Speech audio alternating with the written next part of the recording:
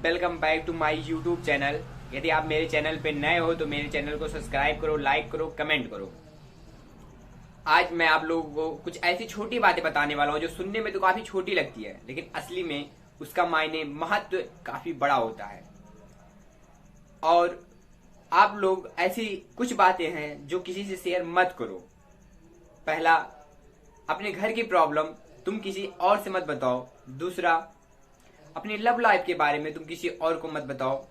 तीसरा, अपने ड्रीम, अपने सपने के बारे में तुम किसी और को मत बताओ, क्योंकि ड्रीम जो चोरी कर लेते हैं ना, एक बार आपका सारा धन चोरी हो जाए, सारा पैसा चोरी हो जाए तो वो वापस आ सकता है, लेकिन आपका सपना यदि कोई और चुरा ले तो वो फिर आप नहीं ला सकते। और तीसरा, आपका इनकम। आज की लाइफ में इसलिए इतना मुश्किल है, इतना कठिन है। लोग कहते हैं कि आज की जीवन बहुत ही कठिनाई से जिए जा रहे हैं, इस कारण जिए जा रहे हैं क्योंकि जो लाइफ हमें देती है हम उसकी कदर नहीं करते, और जो लाइफ हमें नहीं देती हम उसके पीछे भागते हैं। आप किसी चीज के लिए बार बार प्रयास करते हैं और आप वो एब्जॉर्ब नहीं कर पाते, आप वो नहीं कर पाते, आप उसमें परफेक्ट नहीं हो पाते। तो ऐसी बात नहीं कि आप उसके लिए प्रयास करें, आप वो नहीं कर पा रहे हो तो आप किसी और काम के लिए नहीं हो।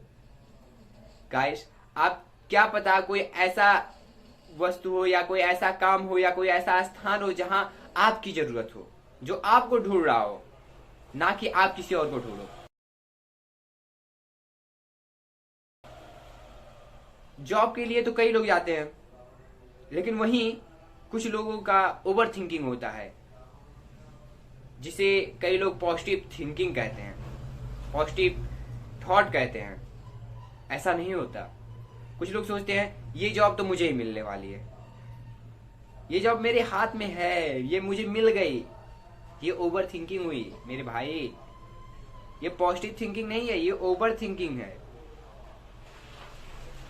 और यदि आप इससे बचना चाहते हो, 3 टाइप के लोग होते हैं जो जॉब के लिए जाते हैं। एक ओवर थिंकिंग, एक नॉर्मल और एक पॉजिटिव थिंकिंग। पॉजिटिव थिंकिंग क्या होती है? जो उसके लिए तैयारी करके जाएं और वो ये ना सोच के जाएं कि मुझे ये जॉब चाहिए, मेरी जरूरत है, मुझे जरूरत है पैसे की, ये ना सोच के जाएं वो, बल्कि ये सोच के जाएं यदि मैं ये जॉब करूंगा तो मेरे लिए तो अच्छा होगा, कंपनी के लिए भी बहुत अच्छा होगा, मैं अपना 100% दूंगा उसको। और वहीं कुछ लोग ये सोच के जाते हैं कि मुझे जॉब चाहिए, मेरे घर में ये दिक्कत है, मुझे जॉब चाहिए, मेरे घर से ये हॉस्पिटल पे है,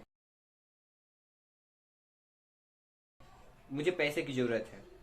और कुछ लोग ये सोच के जाते हैं कि यार जॉब तो मुझे मिलनी है, मुझे मिल गई। तो यार ऐसा नहीं होता।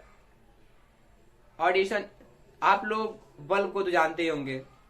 अब उसको बनाने के लिए ऑडिशन ने कई हजारों बार प्रयास किए और वो निसफल रहे। यदि वो आपके स्थान पे होते या आप होते तो आप तो कब के बैठ गए होते, यार मुझसे नहीं होगा, मैं नहीं कर सकता, यार मैं इसके लिए बना ही नहीं हूं। अगर वो आज ऐसा करते तो आज जो लाइट जल रही है क्या वो जलती? नहीं जलती। एक बार एक मीडिया उनके पास गई और उनसे पूछी कि आप इतने बार प्रयास किए फिर भी आप ऐसा कुछ नहीं कर सके, या आप सक्सेसफुल नहीं हुए, तो आपको ये क्या उम्मीद है कि आप मतलब ये बना सकते हैं? तो उन्होंने ये कहा, मैं अपनी गलती से कुछ सीख रहा हूं, मैं ये देख रहा हूं कि मैं अगली बार कौन सी गलती किया जिसके कारण मैं फेल हुआ, और मैं उसको सुधार कर रहा हूं, कभी ना कभी तो बनेगा ही।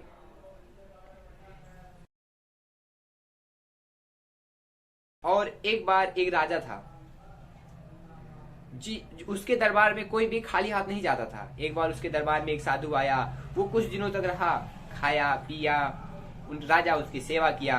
अब वो जब जाने लगा तो राजा को एक पत्थर दिया। राजा भी काफी प्रसन्न हुआ और वो पत्थर अपने सेनापति को बुलवाया और बोला, इस पत्थर को ले जाओ, इससे मूर्ति बनवा के लाओ। तो वो सेनापति उसको ले गया और गांव में जो सबसे अच्छा मूर्ति बनाने वाला था वो उसके पास ले गया और बोला इस पत्थर को तोड़ के मूर्ति बनाओ।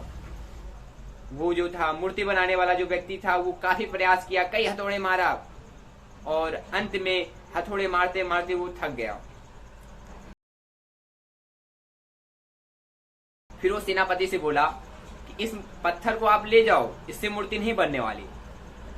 तो सेनापति पत्थर उठाया और वो ले गया, क्योंकि उसे मूर्ति बनवानी थी, राजा को आवश्यकता थी।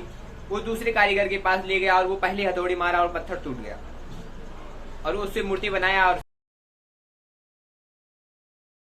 सेनापति को दिया। और उसके उपहार में राजा ने उसको 100 सोने की मुद्राएं दिया, शर्फी दी।